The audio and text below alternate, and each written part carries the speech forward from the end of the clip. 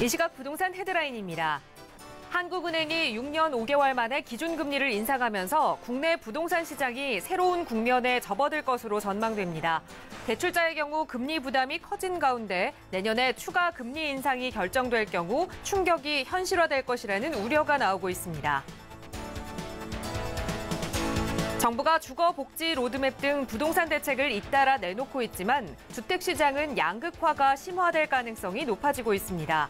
주거복지 로드맵으로 공급되는 주택은 소규모 임대 위주로 입지도 외곽이어서 강남권 등 서울 주요 지역 재건축 집값을 잡기에는 역부족이라는 분석입니다. 정부가 그린벨트를 풀어 주택 100만 가구를 공급하겠다고 발표하자 개발 기대감에 해당 지역들의 부동산이 들썩이고 있습니다. 하지만 부정확한 정보를 이용해 투자를 권유하는 사례도 있어 투자 시 각별한 주의가 요구됩니다. 정부가 파리 부동산 대책을 통해 청약 가점제를 확대 적용한 이후 관련 민원이 잇따르자 결국 다시 제도 개선에 착수했습니다. 상대적으로 가점이 낮은 젊은 층이 청약에서 소외되고 위장 전입 가구가 부당하게 부양가족 가점을 얻어 당첨권을 얻는 등 문제가 계속 제기되자 여론을 수렴해 개선안을 마련할 방침입니다. 자녀에게 집을 물려주지 않겠다는 노인이 갈수록 늘면서 은퇴를 앞둔 50대에선 이 수치가 절반에 육박하는 것으로 조사됐습니다. 집을 물려주지 않고 주택연금을 활용하겠다는 응답률이 높아지면서 실제로 주택연금을 이용하는 가입 유지 기간이 길어질수록 자녀의 도움을 덜 받는 것으로 나타났습니다. 지난주 0.18% 오르며 파리 부동산 대책 이후 최고 상승률을 기록한 서울 아파트값이 이번 주 들어 0.29%로 오름폭을 확대했습니다. 관망세가 이어지며 거래량은 줄었지만 역세권 직주 근접 수요 증가와 재건축 호재가 상승폭을 키운 것으로 나타났습니다.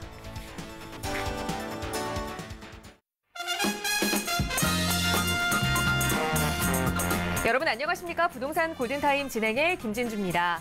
정부가 지난 29일 주거복지 로드맵을 발표했습니다. 새 정부 출범 이후 2번 발표됐던 6.19 부동산 대책 그리고 파리 부동산 대책이 그동안 이 투기를 막기 위한 수요 억제에 조금 공급을 맞췄다면 이번 주거복지 로드맵은 공급 측면에 좀 초점을 맞춘 것 같은데요.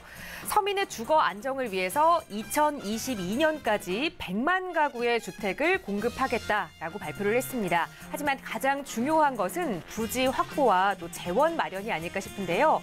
오늘 부동산 이체크 시간 통해서 주거복지 로드맵에 관한 자세한 이야기 여러분과 나눠볼 겁니다. 방송 보시면서 조금 더 자세한 내용으로 전문가와 말씀 나눠보고 싶으시다면 무료 상담 전화 서울지역번호 02-2638-3910번이나 유료 100원의 상담 문자 샵 3989번으로 문자 주시면 언제든지 친절하게 전문가의 도움 드리겠습니다. 자, 그럼 오늘 준비한 부동산 골든타임 지금 바로 출발합니다.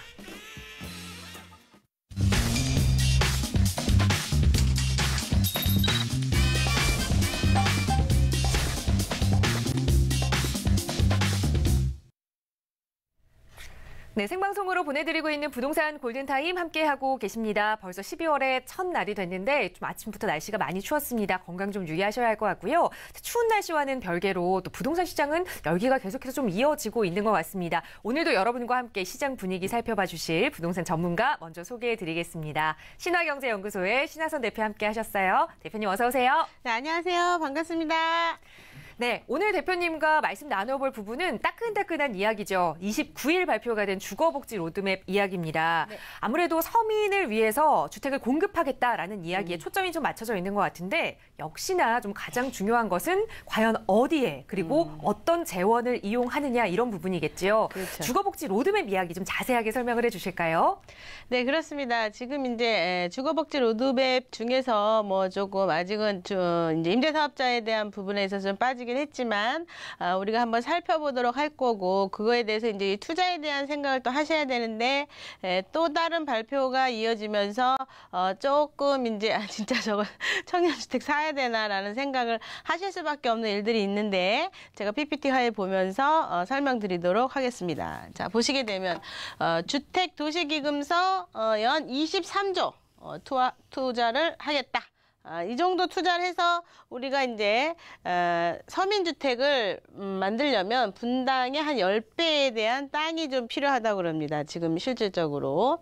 자, 주택 복지 로드맵 발표에 대한 내용을 한번 보시게 되면 100만 가구를 공급하겠다. 지금 사실 27일 주거복지 로드맵을 통해서 임대주택 서민형 주택을 평균 20만 가구 매년 그리고 5년간 10만 가구를 공급하겠다고 발표를 했습니다. 근데 이제 이에 필요한 재원은 23조 9천억 정도가 지금 필요한 거죠. 뭐 이제 보통 이제 SH공사나 NH공사에서 이런 자금이 있어야 되는데 지금도 이제 빚이 있는 입장이라서 사실은 쉽지 않은 거죠. 당연히 이런 거를 돈을 투자를 하려면 택지지구에서 조성을 해서 돈을 벌어서 그 돈 가지고 공급을 해야 되는 입장입니다. 보통 이제 저도 이제 주교 세미나를 많이 들으러 다니는데 보통 한 뭐 SH공사나 이런 데서 집을 한 채 공급할 때는 마이너스 한 7천만 원이라 그럽니다. 그러니까 지금 현재는 돈이 없는 거죠. 택지지구를 조성을 해야만이 이런 돈을 자금을 마련을 해서 택지지구에서 이제 자금도 되지만 어쨌든 그 자금을 좀 갖고 와서 벌어서 공급을 하기 위해선 택지지구 개발을 할 수밖에 없는 그런 입장인 겁니다. 지금 23조를 투입을 하겠다. 부지가 확보가 관건이다. 사실은 이제 서민 주거복지를 위해서 주택 공급 확대에 동의는 하지만 과연 재원과 부지 확보 여부에 따라 성패가 결정될 건데 과연 그게 어떻게 될 것이냐 쉽지 않은 문제다라고 이야기를 하는 거죠. 자, 그럼 내용을 한번 들여다보면 우리 이제 청년 입장에서 바라봤을 때 소형 임대주택 30만실 공급하겠다. 굉장히 감사한 얘기죠. 거기에다가 전세자금 대출 연령 제한을 완화하겠다. 23세 이상으로 전세자금 대출을 완화를 하겠다. 발표를 했고요. 지금 월세 대출 한도 확대. 지금 30만 원에서 40만 원으로. 이게 지금 23세인가 다른 것 또 19세인 것도 있죠. 그리고 신혼부부는 지금 공공임대 20만 가구 공급을 하고요. 신혼부부들 이제 2배 하는 거죠. 희망타운 시세 80% 7만 가구 공급을 합니다. 많은 정부가 많은 주거복지 로드맵을 발표를 했었지만 어쨌든 신혼부부에 대한 부분은 당첨이 되는 순간 뭐 로또다 해가지고 상당히 인기가 많기도 했지만 뒤에 따른 비판도 많았던 내용입니다. 자, 분양주택 특별공급 2배를 확대하겠다. 신혼부부 전용 구입 전세자금 대출을 오픈하겠다. 저소득 신혼부부 주거비 지원을 하겠다. 이렇게 신혼부부를 위한 게 발표가 됐고요. 고령층 좀 약한 부분인데요. 어르신 공공임대 5만실 공급이라고 말은 합니다. 영구 매입 임대 1순위 자격의 저소득 고령자 가구 추가하겠다. 조금 힘드신 분들 영구적으로 임차를 살다가 뭐 거기서 이제 이제 세월을 마지막을 보내도 될 정도의 어떤 임대주택을 지금 하겠다. 뭐 이런 이야기죠. 고령 주거 급여 수급 가구 우선 유지비 50만 원 추가 지원하겠다. 그러니까 이제 급여도 조금 이제 돈을 조금 벌어도 고령 수입자에 대해서 또 유지비도 내놓겠다 이런 얘기죠. 그리고 거기에 소외됐던 저소득 취약 가구 나름대로 돈은 좀 벌고 있는데 사실 생활 너무 힘든데 신혼부부나 뭐 이런 것들은 해주는데 왜 우리는 안 해주냐라고 얘기가 많이 목소리가 높았는데요. 공적인데 47만 가구 공급하겠다. 그리고 중증 장애인 추계 약자형 주택 우선 공급하겠다. 뭐 이제 에스컬레이터나 이런 데 이제 장애인용 엘리베이터도 있고 턱이 없는 주택을 이제 그런 걸 지어서 얘기하는 거겠죠. 취약계층 공동거주 그룹홈 활성을 하겠다. 주거급여 지원 대상 금액 확대를 하겠다. 이런 식으로 이제 주거복지 로드맵 계층별 지원을 이제 발표를 지금 했는데 사실은 이제 토지 확보와 재원이 이제 문제다. 사실상 지금 서민 주거복지의 주된 재원은 주택도시기금입니다. 주택도시기금. 그래서 정부가 올해 쓴 주택복지 비용이 19조 원 가운데 순수 예산은 약 1조 원이고 그리고 18조 원이 주택도시기금에서 지금 나온 겁니다. 주택도시기금에서. 이를 앞으로는 매년 4조 9천억 원을 더 쓰겠다는 게 정부의 생각입니다. 그만큼 돈을 벌어들일 때가 또 있어야 되겠죠. 주택도시기금은 주택을 살 때 의무 매입하시는 국민주택 채권 국민주택 채권 우리 사시죠. 그리고 청약저축예금 등으로 조성을 지금 하는 겁니다. 그러면 주택복지정책 외에 도시재생 뉴딜 정책에도 연간 주택도시기금이 5조 원씩 들어가고 있습니다. 그러니까 청약저축 들어가신 거랑 국민주택 채권이랑 뭐 여러 가지가 도시기금으로 지금 쓰인다는 얘기인데 다른 데도 이미 5조 원이 지금 쓰이고 있다 이런 얘기죠.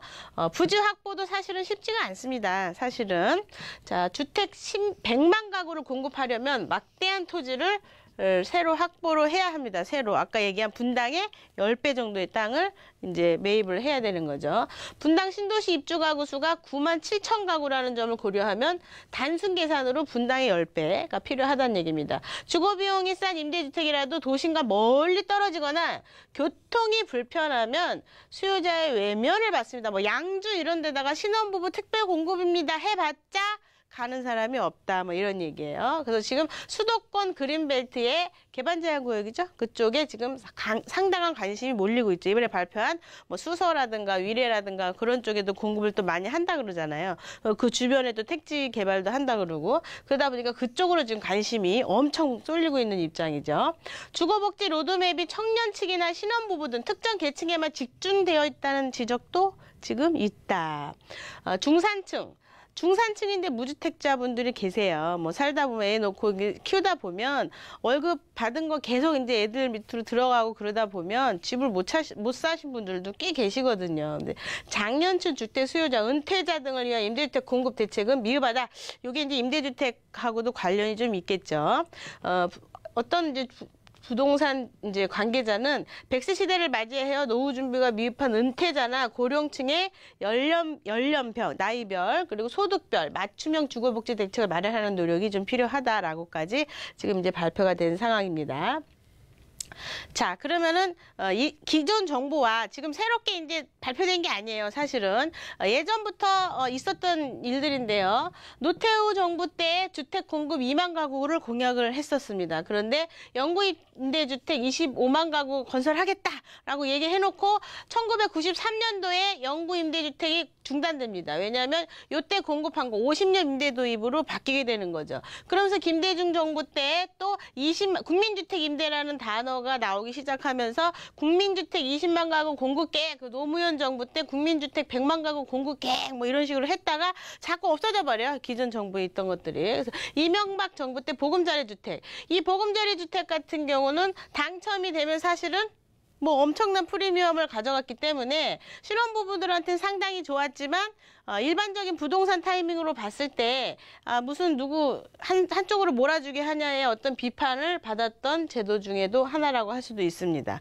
그러니까 뭐 이제 이것 때문에 사실은 또 이번 정부에 또 다른 이야기가 있어요. 박근혜 정부 때는 규제 완화, 행복주택, 뉴스테이는 지금 뭐 사실은 없는 사람들을 위한 게 아니라 조금 그레이드가 있으신 분들을 위한 거라 이게 지금 공영성이 전혀 없는 상황 아니냐라고 또 비판도 받기도 했죠. 그런데 지금 이런 것 때문에 어떤 이야기가 돌고 있냐면 수익을 예를 들어서 아파트를 한 채 사시면 뭐 4억짜리 사시면 나머지 뭐 80% 70%는 융자하고 30%를 이제 현찰을 넣었다. 그런데 이게 프리미엄이 1억 5천이 떴다. 예를 들어서 시간이. 그러면 이 1억 5천 프리미엄 중에 30%는 본인 현찰이니까 본인한테 가는 거고 그리고 70%는 국가에다 내는 이런 형식의 이야기까지 지금 돌고 있습니다. 그러니까 실제로 집을 저렴한 가격에 빌려 써라 이건 겁니다. 뭐 이 로또처럼 이렇게 당첨돼가지고 막 프리미엄이 형성되고 그게 아니라 1억이 벌었다. 30% 3천만 원은 본인 거 7천만 원은 국가에다가 지금 이렇게까지 이야기가 되고 있어요. 그러니까 집이 없는 사람 입장에서는 굉장히 좋은 제도이긴 한데 시간적인 벡터로 따졌을 때 과연 이런 주택을 뭐 필요하신 분들은 사시겠지만 10년이 20년이 지나고 나면 조금 이제 금전적인 거에 대한 어떤 조금 마이너스 플러스가 있겠죠. 계산이 있겠죠. 이런 것들이 이제 정권이 바뀔 때마다 임대주택 관련 정책이 방향도 바뀌고 대통령이 당선되면은 전 제도들이 지금 축소하거나 폐기되는 일들이 계속 일어났습니다. 지금 일어나는 지금 현 정부에서 이야기하는 것들이 얼마큼 실행되고 이행될지에 대한 부분은 이제 지켜봐야 되겠죠. 그러면서 지금 이제 건국대 교수님, 심교인 교수님이 이제 말씀하신 거예요. 정부가 집을 지어서 공급하는 것만이 능사냐? 이건 퀘스천 마크로 한번 그려봐야 된다. 실질적으로 미국이나 선진국에서는 취약계층에 집을 구해서 살고 주거비를 현금으로 지원하는 제도도 있더라. 그런 것도 한번 살펴보자라고 이야기를 했고요. 지금 이제 실수요자가 원하는 주택을 더 분석을 해야 된다. 그러면 이남수 신한금융투자 부동산 팀장께서는 실수요자들이 원하는 임대주택이 어떤 것인지 좀 더 면밀히 분석이 필요하다라고 했습니다. 그리고 일자리가 많고 주택 수요가 집중되는 서울이나 수도권 도심에 공급량을 늘리기 위한 연구가 필요하다. 뭐 뻔한 얘기죠. 당연한 얘기고요. 지금 이제 실질적으로 이런 이야기들은 뭐 실제적으로 실수요하시는 분들 입장에선 뭐를 또 생각하실 수밖에 없냐면 투자하면서 차익까지 나는 주택을 갖고 싶다 이런 거죠. 그런데 이제 그런 것들에 대한 거를 떠나서 지금 이제 정부에서는 어떤 그 수익에 대한 배분을 나눠버리면 뭐 투기 세력이 좀 줄어들지 않겠냐에 대한 기대를 또 걸고 그렇게 이제 로드맵을 또 연결해 나갈 것 같습니다. 그러면서 사실 이쪽에서 임대주택에 대한 부분 실수요자들이 원하는 나이가 드신 이제 퇴직하는 사람들 입장에서 파리 대책을 자세히 이제 안으로 들여다 보시게 되면 아파트는 이제 2채 이상 가져가시게 되면 뭐 한다? 20%포인트까지 3주택이 투기지역이나 이제 되게 되면 어떻게 돼? 20% 조정지역에 들어가면 20%포인트까지 플러스 하겠다. 세금을 거의 뭐 70%가 되는 거죠. 보통 10%포인트 플러스를 하게 되면요. 세금이 1억이라고 생각을 하실 수가 있는데 계산을 해보면 1억 3, 4천이 나옵니다. 그러니까 대단 3, 40%가 늘어나는 거예요. 10%에. 그러니까 엄청나게 세금으로 다 가져가겠다는 거고 선진국에서는 아파트 2채 가져갈 생각을 하지 않는다 그럽니다. 워낙 보유세나 이런 게 세기 때문에 한 채는 가져가는 거죠. 단지 지금 현재 국가에서 하고 있는 제도를 잘 들여다보시면 소형주택, 임대주택, 단독주택을 부셔갖고 주택을 다세대를 지어가지고 한두 개씩 사가는 걸 너무 감사하고 땡큐하게 생각한다 이 말이죠. 왜냐하면 주택을 공급했기 때문에 서민주택을. 그래서 지금 그 부분에 있어서 한 채만 가져가도 소득세를 줄여주겠다 할 정도로 국가에서 지금 완화 정책을 피고 있을 때 우리는 잘 이용해야 된다. 그 완화 정책도 자리가 잡히게 되면 이용할래야 할 수가 없어져요. 이제는. 그러다 보니까 우리는 계산을 잘 하셔야 돼요. 그래서 지금 주거 로드맵 잘 보셨겠지만 지금 이제 앞으로 어떻게 될지 지켜봐야 되고 청년층이라면 예를 들어서 이제 프리미엄이 나눠지는 거 공공주택과 임대주택 같은 경우도 프리미엄이 나눠지지 않기 때문에 이게 정확하게 선이 갈릴 수가 있습니다. 그래서 지금 많은 공급을 하기 때문에 청년들은 노려볼 만하죠. 일단 중심부에 들어와 있는 것들은. 그래서 청약저축을 쓰는 거를 제가 추천을 좀 해드리고 싶습니다. 대신에 당첨이 안 돼. 싱글들 있죠. 싱글들은 계속 떨어져요. 점수가 약해가지고. 그러니까 그런 분들은 아예 그냥 과감하게 작은 돈이라도 그냥 일반적인 투자로 자금을 불리는 방향으로 가시는 것도 괜찮다. 이렇게 정리해드리겠습니다. 네, 분명 실수요자들을 위한 공급 측면의 대책이 나오긴 했지만 또 그 실수요자 측면에서 싱글인 청년, 그렇지 않은 신혼부부 이런 자신의 상황에 맞는 대처를 좀 다르게 해야 한다는 필요성까지 언급을 해주셨습니다. 자, 이런 부분 본인의 상황에 맞는 부동산 고민 해결해보고 싶으시다면 저희 무료 상담 전화 서울지역번호 02-2638-3910번이나 유료 100원의 상담 문자 샵 3989번 이용하시면 친절하게 대표님의 도움 드릴 테니까요. 언제든지 편하게 연락 주시고요. 이번 시간은 그런 여러분의 고민 해결해드리는 시간 이어가도록 하겠습니다. 전화 연결 통해서 여러분의 고민 속 시원하게 해결해드릴게요. 첫 번째 시청자분 전화 바로 연결합니다. 여보세요? 여보세요? 네, 안녕하세요. 예, 수고 많으십니다. 네. 자, 시청자님 어느 지역의 부동산 좀 함께 이야기 나눠볼까요?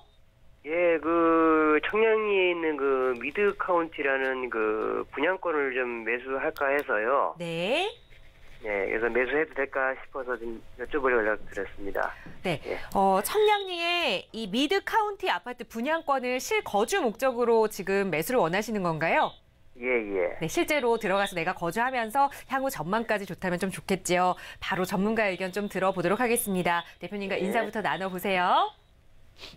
네, 안녕하세요. 반갑습니다. 예, 안녕하세요. 수고 네. 많으십니다. 네. 요즘에 이쪽에 관심들이 굉장히 많으세요. 청량리 개발이랑 뭐 여러 가지 이슈들이 떠오르고 주변에 개발이 되면서 근처에 사시나 봐요. 예. 제가 지도 보면서 설명드릴게요. 네. 네.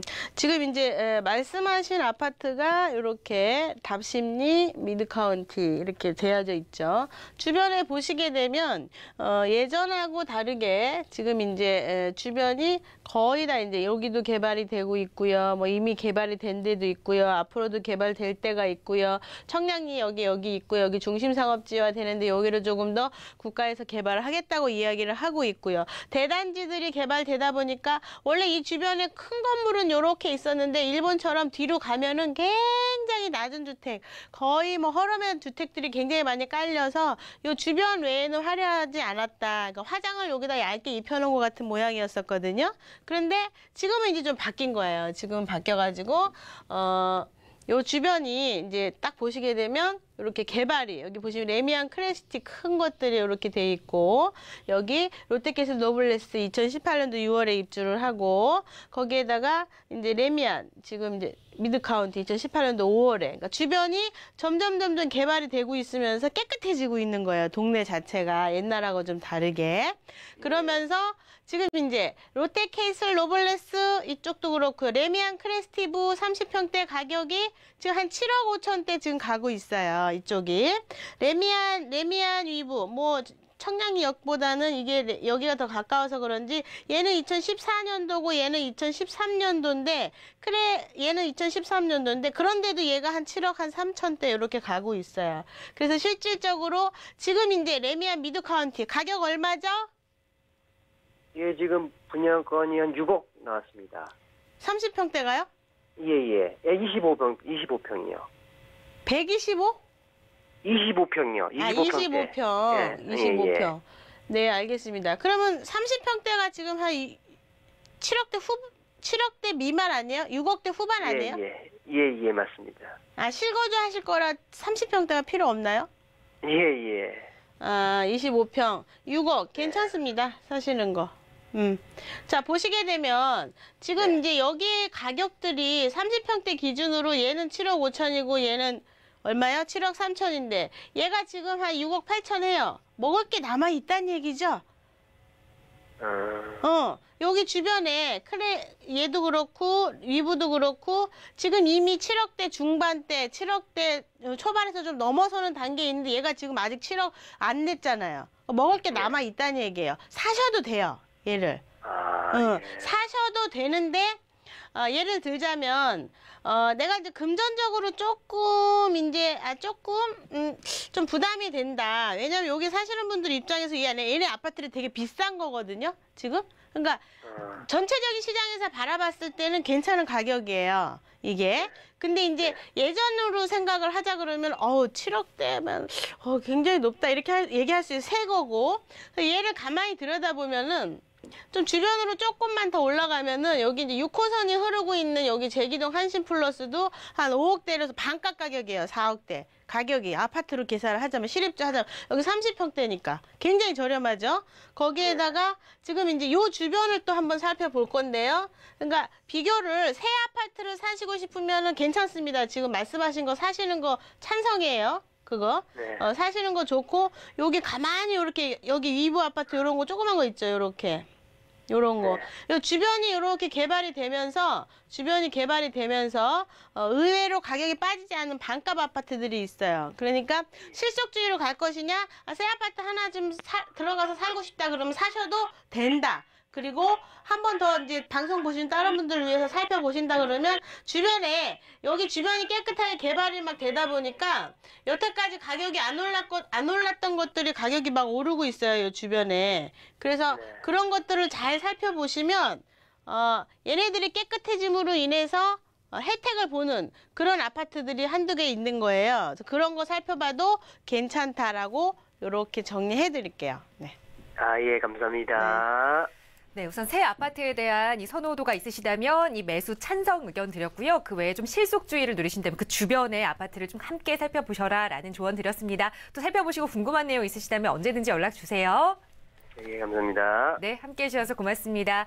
자, 무료 상담 전화 저희 언제나 활짝 열려 있습니다. 서울 지역번호 02-2638-3910번으로 전화 주시거나 또 유료 100원의 상담 문자 샵 3989번으로 문자 주셔도 그 내용 친절하게 전문가의 도움 드릴 테니까요. 편하게 이용해 주시고요. 바로 다음 시청자분 전화 연결하겠습니다. 여보세요?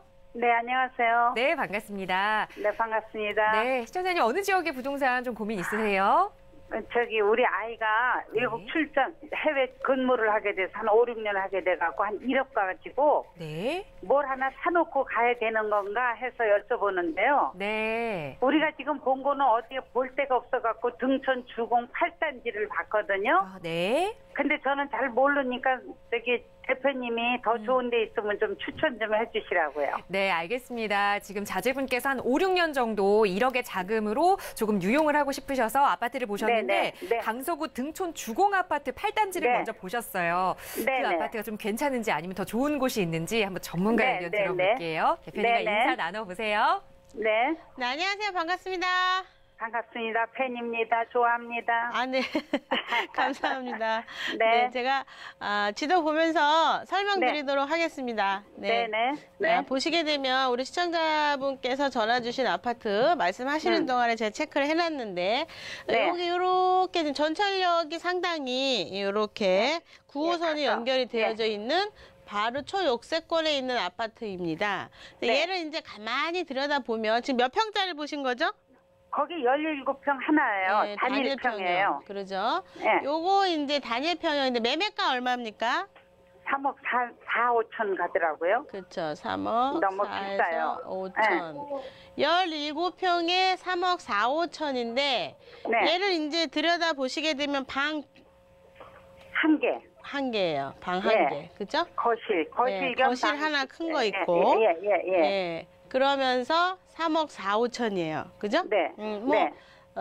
실질적으로 근처에서 좀 비교를 좀 하자 그러면 네. 교육이나 여러 가지 여건에서 상당히 좋은 곳이 이렇게 안쪽으로 이렇게 오시다 보면 이렇게 등촌동이 있거든요. 이렇게 등촌동이.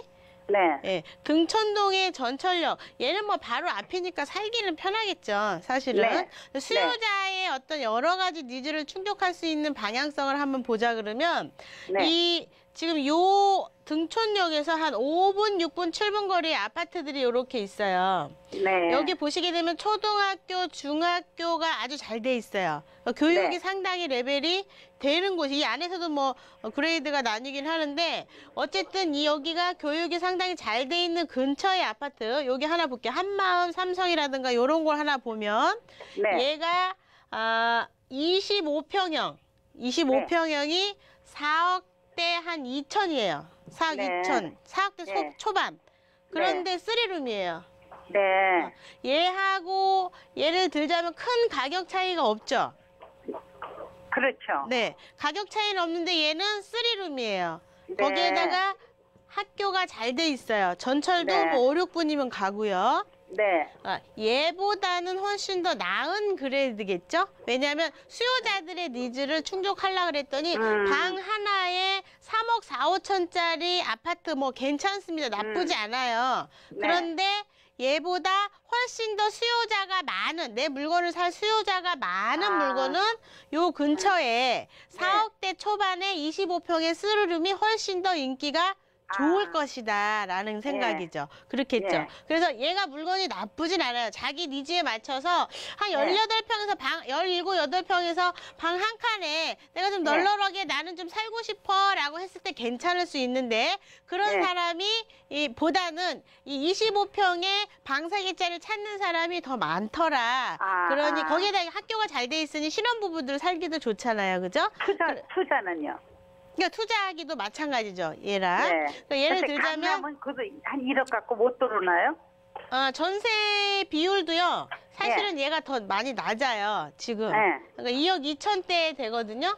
그러니까 예. 비율이 상당히 아직 이게 매매가가 먼저 형성이 됐다거나 아니면 이 주변에 임차 수요자의 레벨이 요 정도밖에 안 되는 거고요. 물론 이제 네. 마곡지구 들어가면서 올라가겠지만 얘만 올라가는 게 아니라 얘도 올라가요. 그러니까 네. 얘는 전세 비율이 상당히 좋아요. 훨씬 아하. 더. 그러니까 네. 투자 금액이 일단 더 적게 들겠죠. 아, 요렇게 그렇구나. 투자를 하셔도 되고요. 그리고 네. 실질적으로 꼭 아파트 투자가 아니라 그러면 네, 지금 네. 중심부에 빌라 투자 한 채에 5천만 원씩 투자를 하시잖아요.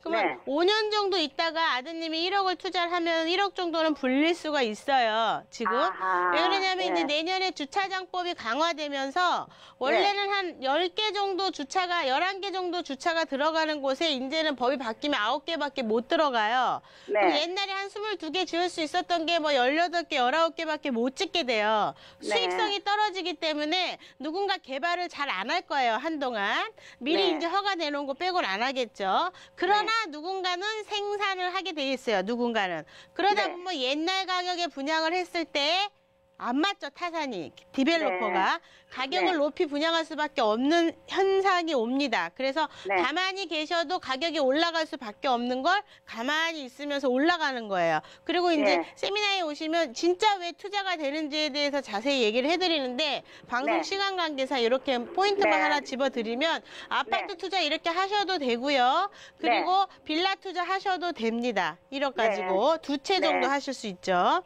네. 전용 15평짜리 이런 것들 투자 금액 4, 5천이면 하실 수 있거든요. 그러니까 그렇게 하셔도 되고 지금 말씀하신 이거를 산다 그러면 차라리 여기를 사라 이렇게 정리해 드릴게요. 아하, 네.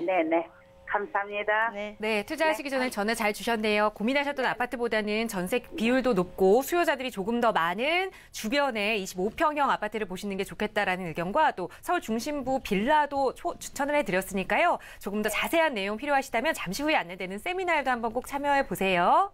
네, 감사합니다. 네, 함께해 주셔서 고맙습니다. 자, 이렇게 시청자 여러분들의 부동산 관련 고민 상담 저희 언제나 무료 상담 전화 통해서 해결해 드리고 있고요. 서울 지역 번호 02-2638-3910번 연락 주시거나 유료 100원의 상담 문자 3989번 연락 주시면 친절하게 해결해 드리겠습니다. 자, 방금 앞에 시청자분들처럼 내가 이 정도의 자금이 있는데 이걸로 잘 어떻게 투자를 해야 할지 모르겠다 하시는 분들은 조금 더 자세한 상황별 좀 상담이 필요하실 것 같아요. 이런 거 해결할 수 있는 시간이 좀 무료 세미나 시간이 아닐까 싶은데요. 시아선 대표님께서 직접 안내를 좀 해주실까요? 네, 그렇습니다. 이제 그 세미나에 오시게 되면 투기와 투자의 어떤 실제 선을 정확하게 그어드리는데요.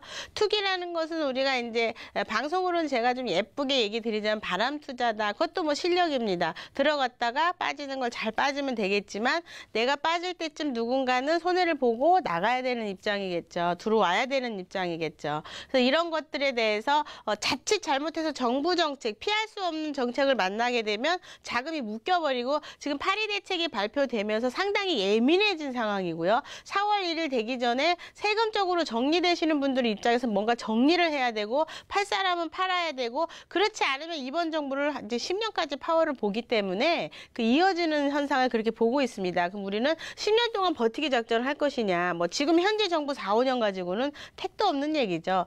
이제는 부동산 정책이 강화 정책으로 돌아섰고 잠시 풀릴 수는 있겠지만 이제 부동산 아파트 여러 개 갖고 있는 거에 대해서는 용납이 안 되는 그런 상황입니다.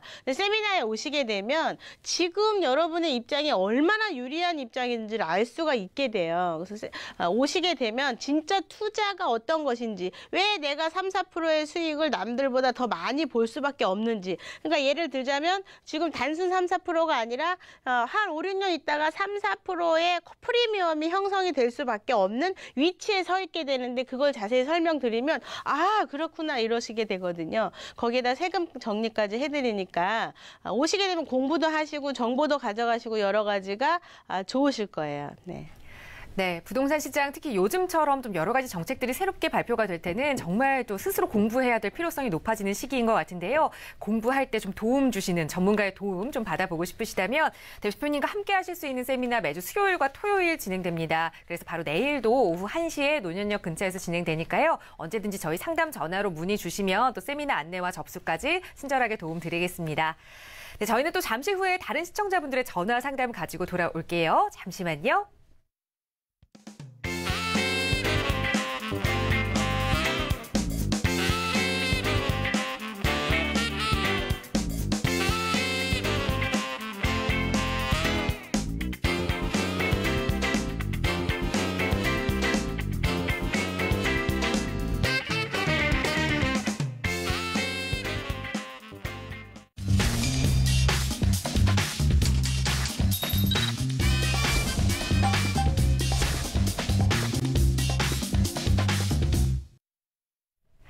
네, 매주 금요일 부동산 골든타임 여러분의 부동산 고민 해결해드리는 시간으로 이어가고 있고요. 이번 시간 계속해서 신하선 대표님과 함께하고 계십니다. 자, 정부가 29일 발표한 주거복지 로드맵 실수요자들의 이런 주택 공급뿐만 아니라 또 많은 분들이 관심을 갖고 지켜보셨던 내용 중 하나가 바로 다주택자의 임대사업자 등록에 대한 혜택에 대한 방안이었습니다. 그런데 그 부분이 조금 빠지면서 주택시장에서도 좀 혼란이 생긴 것 같은데요. 자, 그 배경, 왜 이 내용들이 좀 빠졌는지 많은 분들이 궁금해하시는 것 같아요. 대표님께서 이 부분 좀 자세하게 짚어주실까요? 그렇습니다. 우리 제일 궁금한 건데 그게 빠졌어요, 지금. 왜냐하면 현실적으로 임대주택 사업을 하시는 분들 입장에서 현재 법도 사실은 굉장한 법입니다. 우리가 10년을 가져가면 양도세 면제, 어떤 사업을 하든지 간에 일정 기준이 넘어가게 되면 50% 이상 세금을 뺏기게 되거든요. 이제 뺏긴다기보다 이제 국가에다가 세금을 내야 되겠죠. 보통 이제 42%가 생기게 되면요, 뭐 한 52% 이상 이제 국가에다가 수익을 이제 내야 돼요. 세금을 내야 돼요. 그런데 지금 이제 여러 가지 제도를 양성화해서 많은 걸 지금 여러분한테 주겠다는데 그게 얼마나 대단한 건지를 모르시는 분들이 굉장히 의외로 많다라는 거예요. 근데 그 부분에 있어서도 되게 좋은데 사실은 건강보험료까지 건드려주면 훨씬 더 좋은 거죠. 사실은 정말 건드려줬으면 좋겠는데 제가 PPT 파일 보면서 설명드리도록 하겠습니다. 자, 보시게 되면 임대사업자 혜택 4개월째 지금 대기 중입니다. 이게 왜 또 이런 현상이 일어나는지 우리 궁금할 수밖에 없어요. 자, 정부가 다주택자의 임대사업자 등록 인센티브 방안을 다음 달로 연기하면서 관련 추진 여부에 관심이 지금 우리 국민들이 쏠리고 있죠. 관계부처와 협의회 일정에 따라 인센티브 축소 가능성도 제기된다. 뭐 현재도 굉장히 늘어났는데 뭘 얼마나 또 오픈하려다가 축소하는 건지 있는 제도를 축소하는 건지 이미 있는 제도는 이미 세법이 다 개정안이 발표가 돼서 나와 있는 거고요. 뭘 축소할지는 모르겠습니다. 더 좋은 걸 주려다가 그 좀 줄이는 입장 같아요. 자, 29일 정부 관계자에 따르면 김현미 국토부 장관님께서 27일 날 발표를 하는 거죠. 임대차 시장 투명성 및 안전성 강화를 위한 임대차 시장 투명성, 안전성 강화를 위한 임대사업자 등록을 활성화하겠다. 만약에 활성화했는데 등록을 많이 안 한다 그러면 어떻게 한대요? 강제로 할 수도 있다는 얘기예요. 이제는 자, 강제로 하기 전에 우리는 이 제도를 이용해야 됩니다. 이것은 금전적 여유가 있으신 분들을 위한 제도지 서민 제도가 아닙니다. 절대로. 이게 그 얘기 하자면 또 1시간 넘게 걸려요. 들으시면 금방 뻥 하고 터지시는데 시간 관계상 세미나에서 해드리도록 할게요. 세입자 권리 보호 방안 연내 발표할 계획이다. 임차인들 보호하는 거. 지금 뭐 5% 상한선 떠나가지고 뭐 얼마나 또 하려고 그러는지 한 번 더 볼게요. 임차인이 안정적으로 거주하고 집주인이 사회적 책임을 다할 수 있도록 하겠다. 임대차 주요 쟁점의 구체적인 내용이 이번 주 주거복지 로드맵에서 빠졌다, 담기지 않았다 이렇게 얘기하고요. 이에 따라서 다주택자 인센티브 발표는 4개월째 미뤄지게 됐습니다. 4개월째, 원래 9월 달이거든요. 실제 다주택자인 인센티브 중에서 건강보험료 완화가 우리가 가장 키포인트죠.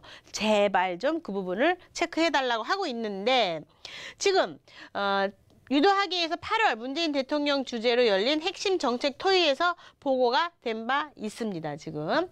그런데 임대사업자가 되면 건강보험 지역가입자로 등록되기 때문에 건강보험료가 늘어나서 다주택자의 자발적인 임대사업자 등록을 저해한다?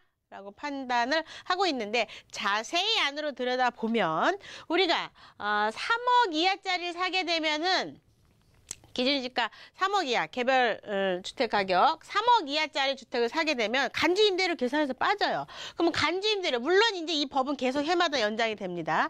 간주임대료 계산해서 빠진다는 건 수입으로 보지 않는다는 소리예요. 그래서 월세 말고 전세, 퇴직을 5년 두신 분 입장에서는 상당히 좋은 제도를 이용해 먹어야 되는 겁니다. 이거를.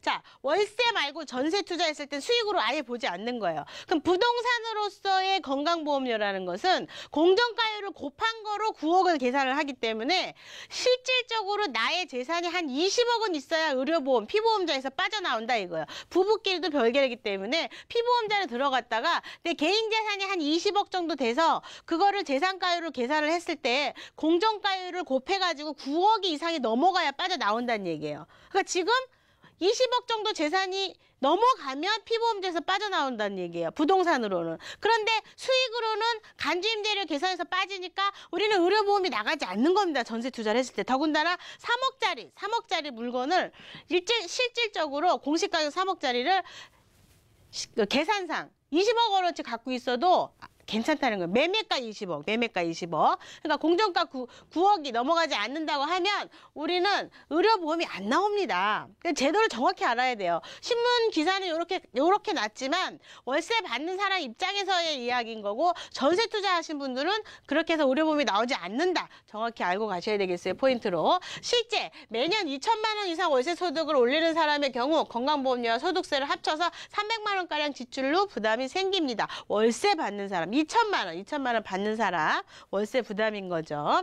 그런데 자, 2천만 원 이상의 소득을 보려고 그럽니다. 166만 원짜리 예를 들어서 1억 5천이면은 한 순수익이 150만 원 들어와요. 1억 5천 투자하면은. 그러면 한 1억 7, 8천 투자하면 166만 원 정도 들어오거든요. 그럼 월세 166만 원 정도 해야 연으로 따졌을 때 2천만 원 간주임대를 계산했을 때 월세 계산이 나오는데 실질적으로 300만 원이라는 월세가 나가는 게 아깝다 그러면 이게 지금 나가는 게 아깝다 그러면 지금 상가를 사시게 되면 한 1년에 80만 원 2번 내야 돼요. 재산세. 거기에다 의료보험 다 플러스 돼요. 종합소득세로. 세금 더 많이 나갑니다. 뭘 사든지 간에 나가요. 그런데 어떻게 되는 거죠?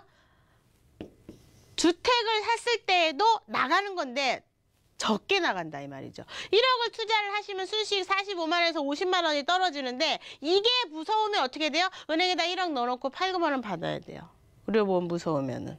뭘 투자하셔도 나오거든요, 이게. 그러니까 우리는 생각을 잘 하셔야 됩니다. 큰 부담일 수 있기는 있습니다. 하지만 그래도 투자하는 게 훨씬 더 유리하다. 정확히 알고 가셔야 신문기사 잘못 보시면 또 잘못 생각하실 수 있어요. 훨씬 더 유리하다. 이것은 월세 투자자의 하나는 얘기입니다. 임대소득이 고스란히 노출되는 점도 부담이다. 인제는 강제화시키면요. 오픈돼야 돼요. 임차인들 다 신고했고요. 90년대부터 국가에서 준비를 했고요. 지금 우리 뭐 해요? 이제 자동으로 신고할 수 있죠. 본인이 스스로. 어떻게 돼요? 임차인이 나가가지고 3년 안에 신고를 하면 다 오픈돼요. 그러면 그때 가갖고 납부 불성실, 가산세 다 내야 돼요. 신고를 안 했다 그러면. 이제 시대가 그렇게 바뀌는 겁니다. 노출되는 점 부담이 아니라 이제는 받아들이고 오픈시켜야 됩니다. 우리는 받아들여야 돼요. 이제는. 당시 국토부에서 이 같은 문제를 풀기 위해서 보건복지부 등과 건보료 인센티브에 대한 부처 간에 지금 협의를 추진해 왔지만 건보료를 더 많이 받아야 된다는 입장을 고수하는 것 때문에 잘 안 되고 있고요. 9월에 예정이었는데 이게 11월로 늦춰진 겁니다. 그러면서 다주택자의 임대사업자 등록 대책이 확정되면서 로드맵을 되게 발표한다는 방침도 세웠었는데 현재까지 지금 눈에 띄는 현상이 없고 사실은 지금 이번 달까지 이것이 이번 연도 안에 될 것이냐 이것도 퀘스천이다 이겁니다. 세제 혜택 부분도 마찬가지다. 현대 임대주택 등록 시 수도권의 경우 공시가격 6억 이하. 여러분 잘 계산하셔야 됩니다. 공시가격 6억이 이하여야만이 취득세, 보유세, 양도세, 임대소득세, 종합소득세 다 혜택을 볼 수 있는 거예요. 85제곱미터 이하 중공공 임대사업자 낼 수 있죠. 종부세 나옵니다. 6억 넘어가면. 계산 잘 하셔야 돼요. 국토부 6억 이하라는 기준을 높여서 지금 조금 더 유인하겠다. 좀 높여주면 더 좋죠. 세제 혜택을 반영하려면 12월 초까지 해야 되는데 사실은 어렵다. 이번 연도까지도. 그래서 지금 이걸 우리가 주시해야 되지만 어쨌든 현재 법으로도 상당히 유리한 법이다. 오늘 여기까지 전달해드리겠습니다. 네, 임대주택 사업자 등록을 하는 것과 함께 또 건강보험료까지 좀 짚어주셨습니다. 임대주택 등록을 하게 되면 내가 내는 건강보험료가 좀 높아지는 것이 아닌가, 또 내가 내는 세금이 더 많아지면 어떡하나 이런 부분 고민을 좀 많이 하고 계셨을 텐데요. 여러분의 상황에 맞는 여러분의 고민 좀 해결해 드리고 있습니다. 언제든지 서울지역번호 02-1638-3910번이나 또 유료 100원의 상담 문자 3989번으로 문의 주시면 친절하게 전문가의 도움 드릴 거고요. 또 이런 내용 조금 더 자세하게 참여하고 싶으시다면, 좀 이야기 나눠보고 싶으시다면 우리 방송 이후에 마지막에 안내가 되는 신혜선 대표님과 함께 하시는 무료 세미나에 참여하셔도 아마 좋은 정보 얻어가실 수 있을 것 같습니다. 요즘같이 좀 부동산 혼란기에는 이런 정보들 신문에서나 또 기사에서나 잘 챙겨보셔야 하겠지만 또 그 내용 잘 해석할 수 있는 능력도 필요한 것 같아요. 전문가의 도움 언제든지 필요하시면 받아보시고요. 계속해서 저희 부동산 골든타임 이번 시간 또 시청자 여러분들의 부동산 고민 전화로 직접 듣고 해결해드리는 시간 이어가겠습니다. 있습니다. 다음 시청자분 전화 연결해 볼게요. 여보세요? 여보세요? 네, 안녕하세요. 네. 네, 시청자님 어느 지역의 부동산 좀 이야기 나눠볼까요? 저 신길동에 있는 남서울 아파트 네. 재건축한다고 그러니까 그거 매입하면 어떨까 했어요. 네, 영등포의 신길동 그쪽에 위치하고 있는 남서울 아파트가 현재 재건축 이야기가 들려오고 있습니다. 투자 목적으로 좀 접근을 하시는 거겠죠? 네네. 네, 매수해도 괜찮을지 전문가의 의견 좀 들어볼게요. 대표님과 네. 인사 나눠보세요. 네. 네, 안녕하세요. 반갑습니다. 네, 안녕하세요. 네네. 지금 이제 재건축에 관심이 있으신 거예요? 그 근처에 네. 거주하고 계시는 거죠? 예. 재건축에. 그러니까. 네. 이게 지금 복잡한 건데 네. 지금 투자를 그래도 해보고 싶으니까 전화 주신 것 같아요. 제 지도 보면서 설명드릴게요. 네. 자, 이제 우리가 보시게 되면 지금 말씀하신 아파트가 굉장하게 지금 뭐 흔한 말로 뭐 뜨거운 감자 이렇게 설명드릴 수 있죠. 여기가 어디냐면 신풍역이에요. 신풍역이 7호선이죠. 강남으로 가는 선. 그리고 내년까지 이제 착공 들어가는 게 신안산선, 여의도로 가는 거죠. 그 2023년까지 요거 포인트를 하나 갖고 있고요. 여기서 지금 신풍 쪽에서 1등 아파트가 여기 레미안 에스티움 여기죠. 1등으로 지금 쳐주고 있죠. 전체적으로 서울시에 개포지구가 4천만 원 오픈을 하면서 평당 5천만 원대 아파트가 스타트가 되면서 강남에서 강북으로 가격이 같이 이렇게 강남에서 기침을 팍 했더니 강북에서도 같이 기침합니다. 6개월 정도 있다가 이런 식으로 쭉쭉쭉쭉 가격이 밀리면서 얘가 예상 밖의 가격으로 2천만 원대 넘는 아파트 가격이 됩니다. 여기가 신안산선이 또 스타트 되게 되면 더 좋아지겠죠. 여의도로 빠지니까. 그러니까 접근성이에요. 강남과의 접근성. 그러면서 전체적으로 가격이 신아파트들이 생기면서 점핑하고 있는 가운데 얘가 다 개발되고 있는데 얘 지금 안 되고 있는 거예요.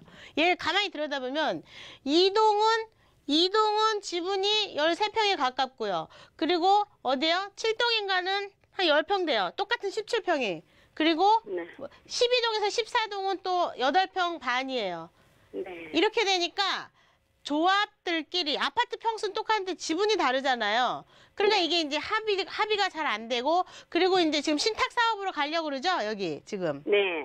지금 이제 포인트로 제가 여기 전체적으로 조합원이 될 분들 이제 지금 여기 조합원이 될 분들한테 드릴 얘기는 신탁 사업으로 이 현장을 끌고 가려면 아직 신탁 사업이 뭐 지금 여의도 시범이라든가 잘 가고 있지만 법의 미비한 점이 아직은 많이 있습니다. 아직은 잘 끝까지 풀어내가지고 현장을 끌어가려면 얘는 신탁법에 대한 잘 아는 전문 변호사랑 연결이 되든가 자문위원을 잘 잡게 되면 대박을 터뜨릴 수 있는 자리예요, 지금.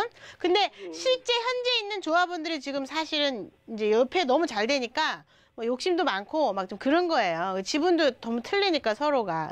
신탁법으로 가는 건 좋은데 이 신탁업자가 어떤 곳에다 자문을 받느냐, 조합장이 여기 옆에서 이제 신탁업자들을 또 해주는 조합원 대의원들처럼 이렇게 있어야 돼요. 신탁에 다 맡길 수는 없으니까. 그런 거에 대한 제도의 미비한 게 굉장히 많아요, 지금 법적으로. 그래서 자문을 굉장히 잘 받아야 됩니다. 우리나라 전문가들, 오리지널들, 제대로 된 사람들 손가락으로 꼽아요. 그런 분들한테 자문을 잘 받아야 되고 기왕에 이거 살 거면 이렇게 지분 차이가 있죠.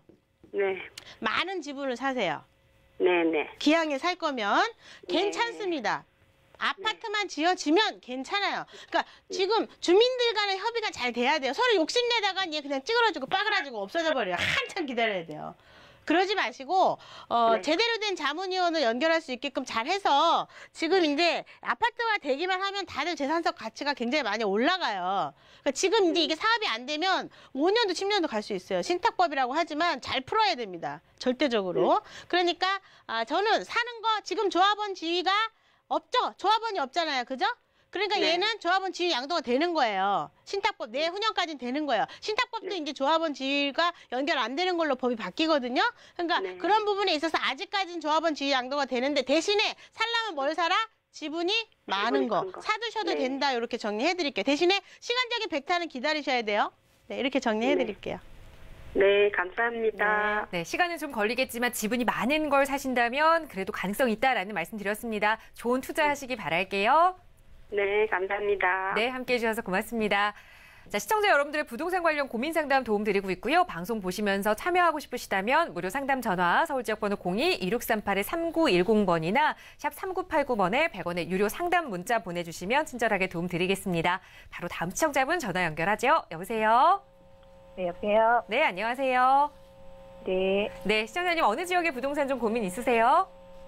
네, 그 창동 쌍용 아파트랑요, 중계 그린 아파트를 보유하고 있는데, 네. 네, 둘 중에 뭔가 하나를 매도하려고 하는데, 어디를 매도하는 게 좋을지 문의드리려고요. 지금 도봉구 창동에 위치한 쌍용 아파트와 또 노원구 중계동에 위치한 중계 그린 아파트 이렇게 두 개를 보유하고 계시는데 두 아파트 모두 거주는 안 하고 계시는 건가요? 거주는 창동 쌍용에 하고 있어요. 아, 지금 쌍용 아파트에서 거주도 하고 계시고 이 두 개를 좀 세금 문제 때문에 하나를 매도하실까 고민하신 것 같은데요. 과연 어떤 걸 좀 매도해야 할지 전문가 얘기 좀 들어보겠습니다. 자, 인사 나눠보세요.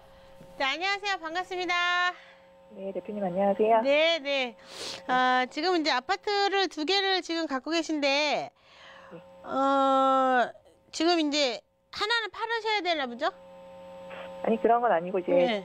좀 더 있다가 팔더라도 그냥 둘 중에 어디 하나를 정리하고 좀 아래쪽으로 내려가거나 수를 늘리거나 하려고 하거든요. 왜 여쭤보냐면 둘 다 팔기가 아까워서 지금 그런 상황이라서 그런 거예요, 지금. 갖고 계신 거죠? 살라 그러는 게 아니라. 네, 둘 다. 그죠? 그러니까 사는 사람은 좀 고려를 해야 되는데 이미 갖고 있는 분 입장에서는 조금 아까워서 그러거든요. 지금 그러면 제가 한번 이제 여쭤보도록 할게요. 지금 네. 아파트 쌍용 아파트를 언제 사신 거죠? 창동? 쌍용을 먼저 구입하고요. 언제 중계 샀어요? 그린 몇 년도에? 이거는 16년 6월. 아, 잠깐만요. 16년 6월. 네. 6월 얼마 주고 사셨어요? 3억 4,500. 지금 얼마예요? 지금은 4억, 호가로 따지면 뭐 4억 2천에서 5천 사이? 뭐 어쨌든 1억 정도 올랐고, 그리고 아까 그거 저 밑에 그거는 저기 중계동은 언제 사셨어요? 중계 그린은 너무 추격 매수해가지고 대책 나오기 전에 7월 말에 샀어요. 요번 연도요? 네. 2017년도 7월에 사서 얼마 주셨어요? 3억 500에 구입했고 지금 호가는 좀 다양해요. 뭐 3억 3천, 4천, 뭐 1천. 기왕에 사셨으니까 요거 1년 넘은 거 다행이에요. 사실은 일시적 계속 2주택은 1년 넘어야 되니까. 네. 그리고 예를 들자면은 얘를 팔고 얘한테 가야 되는데 얘는 이미 올랐잖아요. 근데 네. 둘이 팔기에 좀 아까워요. 그죠? 그러면 이제 얘를 임대사업자를 내면 좋을 것 같은데 지금은 일시적 2주택 상태예요. 지금은. 그러니까 네. 어떤 상황이냐면 일시적 2주택, 그러니까 실질적으로 일시적 2주택을 이용을 할 수도 있어요. 임대사업자를 이걸 내더라도. 그러니까 둘 중에 하나, 두 주택 사이에서는 이용을 할 수가 있는데 중요한 건 얘가 처음에 샀을 때 가격이 3억 4천이기 때문에 지금 이제 이 두 번째 주택에 대한 비과세를 받는 매도 시점까지는 양도세가 나가요. 지금. 네. 그러니까 1억에 대한 양도세는 지금 판다고 쳤을 때는 양도세가 나간다는 얘기예요. 물론 지금 안 팔겠죠, 얘는. 근데 중요한 건 지금 이제 부부 결혼하셨죠? 네네. 그러면 얘를 부부 증여하세요. 부부 증여를. 4억 6천에 하든 뭐 4억 6천에 해놓고 임대사업자를 내게 되면 물론 이제 거주는 나오셔야 되는 거예요. 임대사업자 내시면. 그래서 얘는 가져가고 얘는 나중에 이제 예전에 산 거니까 2년 거주 안 해도 되니까 파리대책 전에 샀잖아요. 네네. 2년 있다가 팔면 비과세 받을 수 있어요. 이런 식으로 장기적으로 가져갈 거면 이용을 하시고요. 원가를 올리고 대신에 증여했으니까 5년 이상 가져가야 되고 임대사업자도 5년짜리 4년 이용하지만 소득세법이 5년이니까 5년 가져가야 되죠. 그렇게 이용을 하시던지 아니면은 이제 창동에 팔기가 좀 아쉬우니까 지금 3년 있다가 지금 말고 임대사업자 또 안 내셔도 됩니다. 얘 비과세 받을 수 있으니까. 지금 2017년 7월이니까 18, 19, 20, 2020년도 7월 달까지 3년이잖아요. 그때까지 기다렸다 액션 취하셔도 돼요. 그럼 그냥 지금 당장 꼭 매도하지 않으셔도 돼요. 세금 문제를 빼고 생각을 했을 때 세금을 빼고 얘기할 수는 없죠. 네, 세금, 왜냐면 우리는 돈을 벌려고 부동산 투자하는데 세금을 빼고 얘기하면 안 맞죠, 말이. 네. 세금 고려해서 둘 다 괜찮아요, 물건은. 둘 다 좋은 입지다. 네, 위치 괜찮아요. 잘 사셨어요. 네. 중개 그림도 지금 좀 빠지고 있는데 네. 장기적으로는 네, 괜찮을지. 괜찮아요. 네. 고기 대단지면서 전철역 라인이 굉장히 좋기 때문에 재건축까지 바라볼 수 있어요. 그냥 나중에 시간 흐르면. 네, 알겠습니다. 감사합니다. 네. 네, 이렇게 좀 장기 보유하실 거면 부부 증여를 좀 이용하셔라라는 조언으로 정리를 하도록 하겠습니다. 오늘 함께해 주셔서 고맙습니다. 자, 시청자 여러분들의 부동산 관련 고민 상담 오늘 빠르게 또 도움 드렸는데요. 언제든지 고민 있으시다면 방송 끝난 이후에도 무료 상담 전화 서울지역 번호 02-2638-3910번이나 유료 100원의 상담 문자 3989번 이용해 주시면 저희 친절하게 도움 드릴 거고요. 무료 세미나도 바로 내일도 진행됩니다. 신하선 대표님과 함께 하실 수 있는 세미나 내일 오후 1시에 진행되고요. 역시 저희 상담 전화로 문의 주시면 조금 더 친절하게 그리고 예약 접수까지 도움 드리도록 하겠습니다.